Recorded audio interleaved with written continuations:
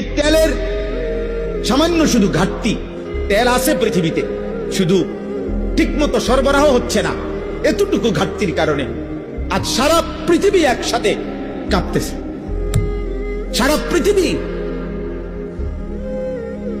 কাঁপাকাঁপি চলছে। সারা বাংলাদেশে কত হাজার হাজার মোটর সাইকেল এক এক ফিলিং স্টেশনে দাঁড়ায় আছে। আমি ময়মনসিংহ কিশোরগঞ্জ গত তিন দিন ছিলাম। এই গত সপ্তাহে মঙ্গল, বুধ, বৃহস্পতি আমি নিজ চোখে দেখছি। 3 রাত্র খুঁজা তেল পাই নাই। আমার গাড়ি গ্যাসে চলে না, তেলে চলে।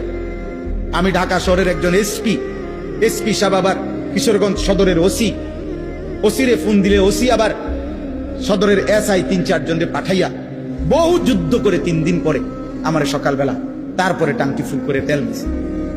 তাও অকটেন না, পেট্রোল। মানে আমার গাড়ি চলে অকটেনে, বলছে পেট্রোল আছে। ঠিক আছে, পেট্রোলে দেয়, কারণ পানি দিয়ে হয়তো চালানো যায় না।